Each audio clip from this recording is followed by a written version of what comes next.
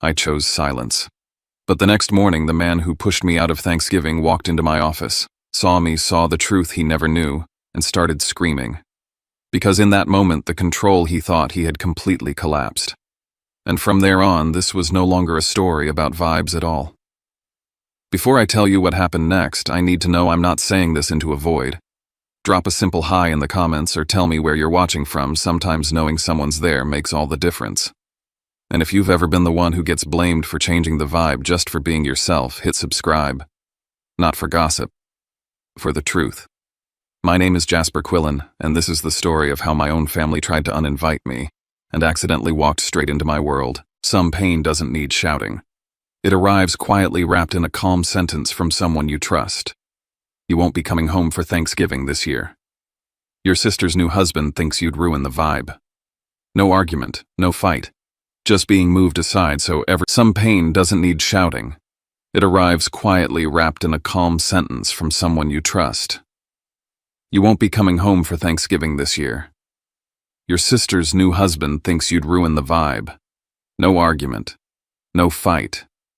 Just being moved aside so everyone else can feel more comfortable. And that kind of pain settles in slowly. This story isn't here so we can enjoy watching someone get what they deserve, and it's not about judging who's right or wrong. We just step into it with a little stillness to see how much hurt inside families comes not from cruelty but from fear. Fear of comparison. Fear of falling short. Fear of feeling smaller in the very place that's supposed to feel safe. What cuts deepest isn't losing a holiday meal. It's realizing that to keep things easy, people often choose the simplest solution, removing one person. And then we face a familiar choice: speak up and risk being called difficult, or stay silent so no one feels uncomfortable. I chose silence. But the next morning, the man who pushed me out of Thanksgiving walked into my office, saw me, saw the truth he never knew, and started screaming. Because in that moment, the control he thought he had completely collapsed. And from there on, this was no longer a story about vibes at all. Before I tell you what happened next, I need to know I'm not saying this into a void. Drop a simple hi in the comments or tell me where you're watching from. Sometimes knowing someone's there makes all the difference. And if you've ever been the one who gets blamed for changing the vibe just for being yourself, hit subscribe. Not for gossip, for the truth. My name is Jasper Quillen, and this is the story of how my own family tried to uninvite me and accidentally walked straight into my world. My mom said, "You won't be at Thanksgiving this year. Your sister's new husband thinks you'd ruin the vibe." I didn't argue. I didn't beg. I didn't even breathe right for a second. I just sat there in my Chicago office staring at a spreadsheet like it could explain how a grown man gets erased from his own family with one sentence. They said it was to keep things comfortable for the kids. Translation: my success makes him feel small, and everyone decided my seat at the table was the easiest thing to take away. I swallowed it. I let the silence do what my voice always did, make people uneasy. And then the next morning, he walked into my office for a meeting he didn't know I was running, glanced at the nameplate on the head of the table, and started screaming. Because the corporate job my family joked about wasn't a job. It was me. And his entire career was about to live or die under my signature. It was nearly 8 p.m. when the ping of an incoming call cut through the quiet hum of my office. The place had emptied hours ago. Just me, a handful of cold desk lamps glowing over a half-lit loop skyline, and the quarterly performance dashboard of our Denver hub, which I had been dissecting for the past hour. The overhead fluorescence buzzed softly as I rubbed my temple with the side of my thumb, scanning one last ops anomaly before calling it. Then the name Mom lit up my phone. Her voice was calm, but that strained sort of calm, the kind she used when she'd already made up her mind and hoped I'd go along without making it worse. "Jasper," she said, "I wanted to talk to you before your week gets too crazy. About Thanksgiving." I leaned back in my chair, unsure why I felt a knot already forming in my stomach. She continued quickly, like ripping a Band-Aid. "You won't be coming this year. We thought it might be better this way. Gage. He's still adjusting. You know how these things go. He just wants the holiday to feel easy for the kids." I didn't respond. Marissa really wants this to go smoothly, she added. The kids are excited. Lila made a banner. We don't want any tension. Still, I said nothing. I heard her shift on the line, likely in her kitchen in Rockford, probably pacing around like she always did when delivering bad news. It's not personal, honey. It's just he thinks you'll ruin the vibe. There it was. I stared at the screen, the dashboard figures now blurred into a meaningless grid of numbers. I wasn't angry. Not in the traditional sense. I was hollow. Hollow in the way that doesn't scream or punch walls, but just erases. I'm sure we'll figure out Christmas, she added, trying to land the blow softer. This is just one holiday. I still didn't answer. Just let the silence linger long enough for her to feel it. She tried again, Jasper. I ended the call. I sat in that quiet for a long minute, then leaned forward, elbows on the desk, staring at the screen that had once held my full attention. The line that stuck wasn't, "You won't be coming," it was, "Ruin the vibe." Like my presence alone disrupted the warm current they were trying to keep flowing. This wasn't new. Every time I excelled, they didn't celebrate. They recalibrated. They excused themselves from engaging with it, saying it made things tense or awkward or too much. Every recognition, every promotion, every success became another reason I was harder to be around. I didn't gloat. I didn't boast. I barely spoke about work at all. But they still treated my presence like a volume dial cranked too high. I'd learned long ago to keep things separate. Jasper at home. Jasper at work. My family didn't know what I actually did. As far as they were concerned, I worked in corporate in Chicago, whatever that meant. They never asked specifics, and I never offered. I stood, finally closing the laptop. The window glass reflected the half-exhausted version of myself that usually clocked out hours earlier. I grabbed my coat, shutting off the lights one by one, leaving the office in chilled stillness. As I stepped into the elevator and the city lights blinked below me, I didn't yet know that the vibe they claimed I would ruin had just been set in motion to crash straight into the world I ran. And that crash would come at 9:00 a.m. sharp tomorrow morning. I couldn't sleep. Not because I was angry. Because my brain wouldn't stop sorting.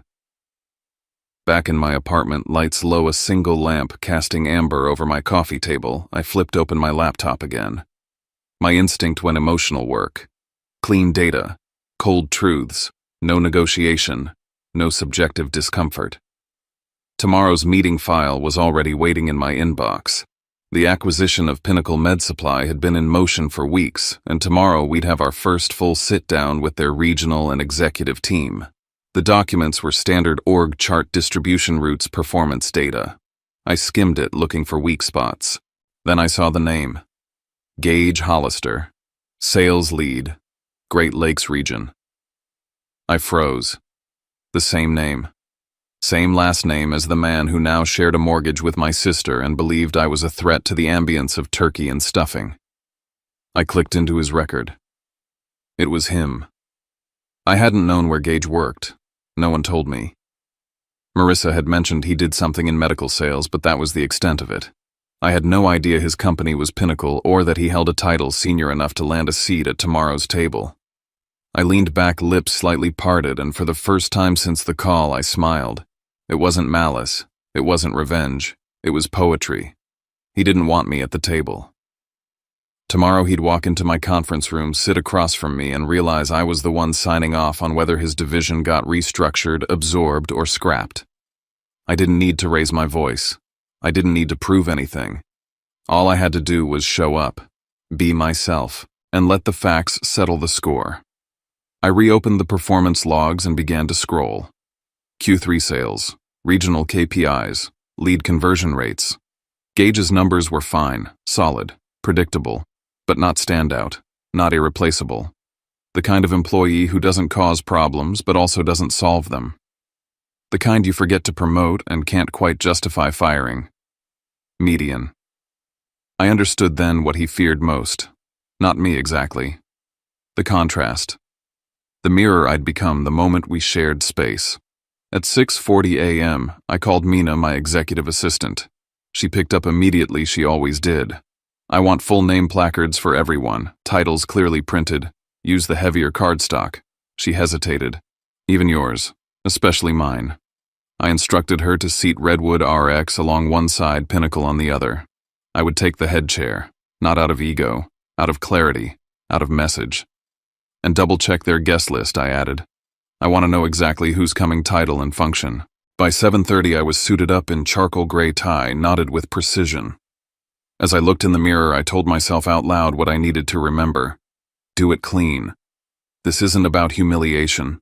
This isn't personal. But it's also not silence. You are allowed to exist at full volume. I headed into the morning knowing one thing for certain: Gage Hollister thought he'd left me out of Thanksgiving to preserve the atmosphere. But the only atmosphere he was about to breathe was the one I controlled. And in my world, we don't dim the lights for anyone's comfort. The security feed ticked like a silent metronome as I stood just beyond the glass panel overlooking reception. I didn't need to hear the sound to know the rhythm. I've watched enough acquisition entries to recognize the signals, posture, eye contact, how tightly they clutch their folders. Evelyn Strauss walked like someone who'd had to claw her way to the top chin level, assessing, not intimidated by newer walls. Behind her, Derek Phelps and Tanya Ruiz flanked her like seasoned lieutenants. And then came Gage. He walked in a half-step behind them, tugging at his tie twice in 10 seconds. His expression hovered somewhere between forced composure and breathless dread. I watched him laugh softly at something Tanya said, too high-pitched, too quick, and adjust the folder in his hand like it might anchor him to the ground. He hadn't seen me yet. I waited until Mina gave me the signal from the inner hallway. The room was set. Placards aligned, waters poured, blinds angled just enough to let the skyline loom behind my chair. Then I walked in. Our team entered like clockwork. Richard, Sophia, J. Mina. Then me. The placard read, Jasper Quillen, Chief Operating Officer. It was facing them when they looked up. I sat. I didn't look to my left or right. I looked straight at Evelyn. And then his voice cracked through the silence. You've got to be kidding me. It wasn't loud at first. Just loud enough to shatter the illusion of neutrality. He stood so fast his chair screeched back. You're the COO. His eyes darted from my face to the placard back again. You're Jasper. His voice climbed an octave. This is some kind of setup. Evelyn, what the hell is this? Dead silence. Evelyn, in one swift motion, closed her folder and placed it flat on the table. She didn't look at him. She looked at me. I didn't raise my voice. I didn't flinch. Sit down, I said. He blinked, shoulders still pitched forward like he wanted to fight gravity itself. I didn't blink. Sit down, I repeated. This is a professional acquisition meeting. You're here as sales lead of Pinnacle Med Supply. That's what we'll treat you as. Nothing more, nothing less. He hesitated, then sat. The air snapped back into place like a snapped rubber band. Someone exhaled. Sophia, maybe. Evelyn tapped her pen once, then resumed with effortless calm. As I was saying, Redwood RX has identified 4 strategic overlaps between our distribution timelines and Pinnacle's projected capacity. I'd like to walk through integration scenarios, if that's all right. I nodded. Proceed. From there, the meeting moved like clockwork.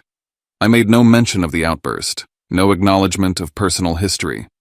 I drilled down on KPIs, transition timelines, post-merger evaluations.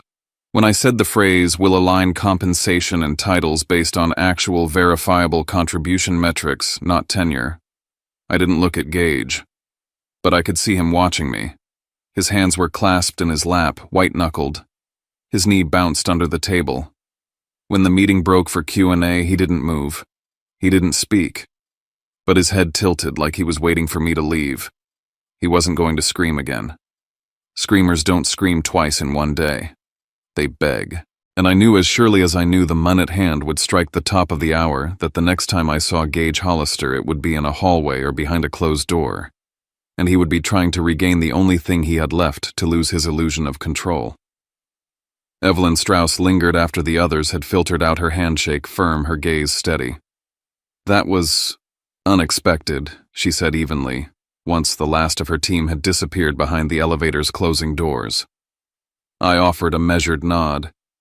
He's new to corporate-level transitions. Her lips twitched. More than that. May I ask, do you two have history I didn't dodge? He's recently married to my younger sister. There was a pause, but not of surprise. More like a calculation clicking into place. She leaned in slightly. And should I be concerned about a potential conflict of interest? There it was. Not gossip, not curiosity. Corporate risk assessment. I didn't hesitate. None. My decisions will be based on Pinnacle's operational output and individual performance metrics. His personal relationship to me won't influence evaluations. Good, she said crisply. Then we'll consider that box checked. But Jasper, if at any point I sense impropriety, I won't hesitate to pull the deal back for review. Understood. It was fair, necessary even. But now I was bound tightly visibly to a standard higher than just professionalism. I had to be pristine. I had to win clean. When I turned the corner toward my office, Gage was waiting. He didn't knock.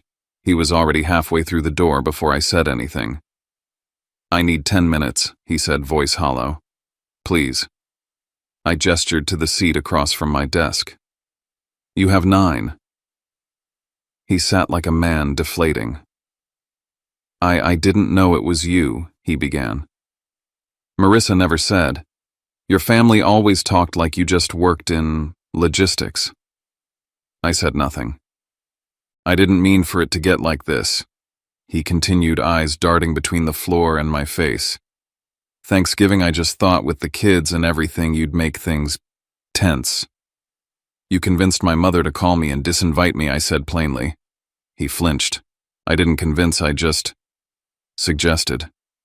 That maybe it was better. For the vibe. That word again. Gage, I said, voice low. At this company, family connections don't earn immunity. And in my house, you don't get to remove me so you can breathe easier. He swallowed. Look, I get it. I messed up. But if you're going to, he hesitated. I'm just saying I can fix it. We can move past it. Just tell me what you want from me. There it was. The offer. Not an apology. Not ownership. A trade. What I want, I said, is respect. Not because you fear my title, but because you don't get to manipulate people, then ask for silence. He didn't speak. And no, I added, I'm not making this about revenge, but I won't pretend this is nothing either. You owe apologies. Real ones, not negotiations. He nodded numbly, but I could see the flicker of calculation behind his eyes. As he left, Jay was already waiting outside. Got something, she said. Due diligence flagged a minor issue. 2 weeks ago, Gage allegedly pressured his team to revise end-of-quarter numbers before a supervisor review. Not outright fraud, but coercive language in internal emails. I blinked once. Pattern, I asked. Possibly. It's not the first internal memo raising concern. That was the real risk. This wasn't about pride anymore. Not just about family. This was a person who bent narratives until they served him, and that's toxic in business or blood. By late afternoon, my phone rang. Marissa, he told me, she said, breathless. That you're COO. I am. She paused. I didn't know. But you knew about the call, I replied. You let them uninvite me. Silence. He said you being there would make it harder. For him. That you'd overshadow everything. And you agreed. Her voice was smaller now. It felt easier. I swallowed the heat in my chest. This isn't about a holiday, Marissa, I said. This is about you choosing comfort over character. If he's willing to manipulate my presence, what else is he willing to bend? I'm sorry, she whispered. Then start acting like it. The line went quiet. That night, a text lit up my phone from Diane. Let it go. Don't escalate. It's just family stuff. I stared at the screen for a long moment. No, I thought. It's not just family stuff. It's power. And silence. And who gets to tell the story. And I was done letting anyone else narrate mine. By Monday morning, the air in my office felt heavier than usual. Not from the weather, not from the downtown traffic rattling against the windows, but from the quiet war beginning to take shape. Gage had chosen his battleground, and it wasn't the boardroom, it was my family. The first shot came via a text from Marissa. Mom's crying. Dad's mad. Gage said you humiliated him at work. I didn't respond right away. I just stared at it, trying to figure out if I was more insulted by the lie or more exhausted by how fast he'd moved. By noon, the group chat had lit up like a Christmas tree. Mom, you know I love you, but can't you be more forgiving, Dad? Don't bring job stress into the house. And then the cousins started power doesn't last forever, Jazz. Remember where you came from. He'd flipped the narrative. Somehow the man who engineered my exclusion from Thanksgiving was now the victim of my so-called professional retaliation. I tapped out a single reply to the group. I haven't threatened anyone. I assess performance by data. I didn't exclude myself from Thanksgiving. That was someone else's call. Then I muted the thread. At the office, Gage had entered phase 2. He was everywhere. First one and last one out. His emails were over-detailed, excessively CC'd to higher-ups. It didn't take long before Caleb flagged it. He's trying to name-stamp every piece of work Caleb said during a check-in, tying his name to team output like it's his solo job. You see where this is going? I did. He was building a case for indispensability, planting receipts so if anyone questioned his role, he could cry sabotage. Or worse, discrimination. That same afternoon, the Redwood RX media team released our press statement about the merger. My quote as COO was front and center on supply chain integration, operational metrics, regional expansion. The article ran with a photo from last quarter's executive summit, and I knew it would hit Kansas before sundown. It did. 2 hours later, Marissa reposted the article on Facebook with one line, "Proud of my brother Jasper." Simple, sincere. But it detonated the second wave. Some of the comments were supportive, others weren't. Power looks good on you, but don't let it turn you cold. Wonder what it's like having your boss at the dinner table. Bet it's easy to fire someone when you sit that high. I didn't reply, but Marissa did. She defended me. Called out the double standard. Said I earned everything on that page. For the first time in months, she took my side out loud, and that silence from her corner of the house broke. But the shift didn't go unnoticed. I could see it in the way Gage stopped meeting my eyes in the hallway, even when he tried to overcompensate with polite nods. His grip on the family version of the story was slipping. Marissa had seen the truth, and the more she saw, the harder it'd be for him to spin it. That night, the company threw a casual post-deal celebration. Catered dinner, open bar string lights across the top-floor patio. Evelyn found me near the espresso station, swirling a glass of wine without drinking it. She called me Evelyn, said, eyes locked on mine. Marissa, wanted to know if you were vindictive. The word felt like a slap. I looked at her. I told her no, she added quickly. But she was scared. That came from somewhere. Gage. It always came back to Gage. The next morning, Caleb forwarded me an email from a legacy Redwood client, a distributor with a multi-million-dollar contract. The client was complaining that Gage had promised delivery timelines and discounts that didn't exist post-merger. Unrealistic, they called it. Unprofessional. And there it was. He wasn't just manipulating people. He was risking deals. I stared at the screen. We weren't in the realm of family dynamics anymore. This was breach of process. This was grounds for review. And I was the one who had to act on it. Tuesday, 8th. 47 a.m. I closed the door to the executive conference room and looked across the table at Jay and Caleb. Between them sat a printed packet of emails and call logs with one name threaded through every questionable line, Gage Hollister. Timeline, I asked. 2 weeks ago, Caleb said. He promised a delivery batch in 5 days. Post-merger logistics guarantee 12. I flipped the page. Discounts, shipment windows, terms all outside of the agreed policy. All signed off verbally by Gage to keep the client happy. This wasn't damage control. This was liability.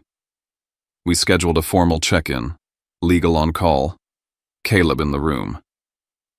Gage walked in looking equal parts defensive and smug. I know why I'm here, he said before anyone could speak. Let me guess, because I tried to keep a legacy client from walking, I didn't flinch. You committed terms that weren't authorized. He sighed.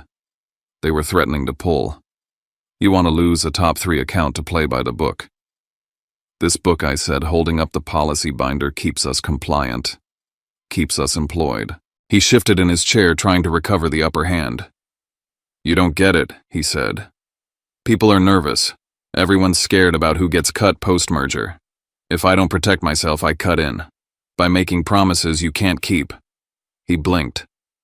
Then tried the oldest trick in the book, redirect. You think this is about me? No. You just want me gone because I embarrassed you. Because of Thanksgiving. Admit it. And there it was. He said it in front of witnesses. Turned a performance review into a vendetta. I think this meeting's over, Jay said tightly. After he left, Jay looked at me. That's your conflict of interest in writing. It didn't matter that I hadn't raised Thanksgiving once. Gage had done it for me, setting the trap. If I moved against him now, I was the villain in a story he'd already begun telling. Marissa texted during lunch. Mom said you're trying to fire him. Is that true? I typed, deleted, retyped. Finally, no. He created a liability. I'm protecting the company. Then Dad called. Son, he said, weary and sharp. Don't do this. Don't make this a war. I didn't, I said. But I'm not walking off the battlefield because Gage's feelings are involved. That night I sat with Jay again. Let's do it by the book, I said. No shortcuts. We launched a full audit on Gage's deals from the past 60 days. Every client promise, every invoice, every email. If the behavior was a pattern, the report would show it. And any recommendation for action would come from Caleb's department, not mine. I stepped back from direct authority, as Evelyn would expect. But I did make one call. Effective immediately, I told Gage the next morning, you're restricted from committing terms to external clients. All major deals must route through Caleb. He looked at me like I'd dropped a guillotine. I'm being silenced, he said. No, I said. You're being supervised. His mouth opened, then closed. He left without another word. That night my phone rang. Marissa. Gage wants to have a family meeting, she said quietly. Before Christmas. Says we all need to reset. He wants you there. I knew what this was. He says if you don't come, she continued. It proves you're not trying to heal things. He says it's time you apologized. Apologized. For the job I earned. For the professionalism I upheld. For being excluded. He was staging one final performance, a public reconciliation where I'd be pressured to kneel to absolve him in front of the family so he could win back what mattered most, the narrative. I looked at my calendar. Christmas Eve was 3 days away. This time I wouldn't walk into a trap alone. And I sure as hell wasn't kneeling. It started with a ping. Then 2. Then 6. By the time I made it to the office that morning, 48 hours before Christmas, Caleb had already forwarded the full audit packet from legal flagged urgent. The subject line said it all. Hollister. Pattern of unauthorized commitments. 60-day summary. I opened the file, fingers cold, despite the heat in my office. The document wasn't just an isolated blunder. It was a pattern. 3 separate client agreements promised terms well outside our post-merger policies. 2 included language Gage had later tried to clarify via email, rewriting his own words to look retroactively compliant. He wasn't careless. He was calculated. Slippery. This crosses the threshold, Caleb said in our video call 10 minutes later. Legally and ethically. I didn't respond at first, because he was right. And yet my chest didn't feel relieved. It felt trapped. The walls of this moment were too familiar, just like every family dinner when Gage pushed, provoked, prodded, and I was the one told to keep the peace. Only this wasn't dinner. This was Redwood RX. And if I acted now, they'd say I made it personal. If I didn't act, I'd be the COO who let loyalty override liability. There was no version where I got to be clean. Only honest. The second front opened by noon. Marissa called me, voice tight and nervous. Gage wants to have a family meeting, she said. Tomorrow night, at Mom and Dad's. For what I asked, though, I already knew. He says it's just to clear the air, get things back on track before Christmas, but... She hesitated. He said you need to come. Said it'll show whether you're really not trying to punish him. I closed my eyes. The trap was set. If I didn't go, I'd be the cold one. If I went, I'd be surrounded, guilted, forced into some hollow peacekeeping exercise staged like a reconciliation but engineered like a setup. Still, I answered quietly, I'll be there. I wouldn't run from this. But I wasn't walking in unarmed. That afternoon, I called Mina. Clear my calendar afternoon tomorrow, I said. Book me a same-day return flight to Kansas City, or a car, whatever gets me out before midnight. I called legal next. Every next step regarding Gage has to be by the book. No action during or immediately after tomorrow night. And if anyone from my family contacts the company, route them to compliance. Then I called Caleb. I'm stepping out of direct authority on this. You own the report. You present the findings. Copy that, he said. Finally, I sat alone and wrote a single sentence to anchor myself. Peace is not the same as justice. The next day, the calls started before I left for the airport. My mother. Just be open-hearted, Jasper. Let's not ruin the holiday. My father. We'll sit down, talk it through. Don't overthink it, son. Marissa again. Please just don't come in swinging. He's scared. No one asked how I felt. No one said you were wronged, only how not to escalate.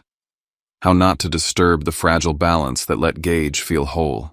I took a cab from Kansas City to Overland Park, arriving just before sunset. The house looked smaller than I remembered, or maybe I was finally seeing how tightly the walls had closed in. Inside, Gage had taken center stage. Literally. He sat in the armchair at the head of the living room, arms draped casually, legs crossed, face poised with performative calm. Like he'd been waiting to start a TED Talk titled, How My Brother Ruined the Vibe. Marissa sat on the edge of the couch, hands in her lap. Mom hovered by the fireplace. Dad leaned against the wall, arms folded, unreadable. Glad you came, Gage said like a host greeting an overdue guest. I didn't sit. I nodded. Let's get to it. He launched in. He talked about pain, about being embarrassed at work, about how some things should stay in the family, about being a provider for Lila and Mason, how mortgages don't pay themselves, and how some of us don't have the luxury of job security that comes with a title. He made it sound noble, like this whole thing was about defending his family, not preserving his ego. Then he went for the real weapon, the kids. Do you know how hard it is explaining to Lila why her uncle doesn't come to her performances anymore? He said. Do you think Mason doesn't notice when the gifts stop? You think I don't have to choose between groceries and her braces? He looked at our parents, then at me. You're not just hurting me, Jazz. You're hurting your own blood. I let him finish. I didn't interrupt. Then I spoke. Calm, slow, surgical. One, I said I was uninvited from Thanksgiving before any of this happened. Let's not pretend I started the exclusion. He blinked. Just once. Marissa looked down. 2. At Redwood RX, I make decisions based on facts, not feelings. If there's an issue with your work, it'll be handled like any other employee, not because of what happened in this living room. He opened his mouth, but I held up a hand. 3. All I've ever wanted in this family is a seat at the table that didn't come with conditions. I won't apologize for achieving things. I won't shrink so others feel tall. The silence that followed was brittle. Then Gage snapped. You always do this, he spat. Always make everyone feel like shit just by breathing. He stood pacing now. You think you're so perfect, COO golden boy, the one who made it. But you walk into a room and suddenly we're all supposed to feel small so you can feel big. That's not true, I said softly. Bullshit, he barked. You love being better. You need it. I didn't answer him. I turned to Marissa instead. Is that true? I asked. Do you feel like I have to fail for you to breathe? She stared at me, tears rising fast. No, she whispered. But I was afraid he did. That was it. The mask cracked. The performance unraveled. Gage stood frozen, caught between fury and shame. Then Dad, silent, until now, stepped forward. Son, he said to Gage, voice stern and tired, why do you think you have the right to decide who belongs in this house? For the first time in my life, Gage didn't have an answer. Mom said nothing. just sat down slowly on the edge of the armrest. The room had shifted. The script had burned. I was supposed to break tonight. Kneel. Apologize. Instead, Gage was the one being asked questions he couldn't control. My phone buzzed in my pocket. It was Caleb. I stepped into the kitchen to answer. Client filed formal complaint, he said, the one Gage overpromised. They want a contract revision before break, or they walk. I exhaled through my nose. Understood, I said. I ended the call still standing in my parents' kitchen, watching through the archway as Gage sat back down, hollow-eyed and shrinking. Tomorrow the process would begin. Official. Documented. In writing. And when it did, I knew what he'd say. You planned this. You waited for the moment. You used the company to punish me. But it wouldn't be true. I wasn't punishing anyone. I was just finally choosing not to protect the person who never protected me. Some stories don't end with applause. They end quietly with someone closing a door behind them, not in anger, not in pain, but in clarity. That's how it felt standing in my parents' kitchen that night. No victory lap, no dramatic confession. Just the subtle seismic shift of a story finally straightening itself out. For years, I was told not to ruin the mood. That being good at what I do made other people uncomfortable. That having standards made me uptight. That being left out was somehow my fault, because I didn't know how to just let it go. I was asked to compromise so many times that eventually silence started to feel like a survival tactic. But silence never saved me. What saved me was refusing to keep the peace at the cost of my self-respect. What saved me was staying in the room holding the line and saying without rage or apology that I wouldn't fold just to make someone else feel tall. Gage didn't fall apart because I exposed him. He unraveled because I stopped playing my assigned role. And if there's one thing I've learned through this story, through family politics, corporate traps, and the twisted narratives people build to survive, it's this: standing your ground will cost you comfort, but it will buy you back your name. You don't have to burn bridges, but you do have to stop pretending they never tried to collapse under your weight. I didn't ask for a war. I just stopped pretending the peace was real. And maybe that's where some of you are too. At the intersection of guilt and growth. Feeling torn between your love for your people and the unshakable truth that loving them doesn't mean enabling them. That forgiveness doesn't require silence. That kindness isn't the same thing as surrender.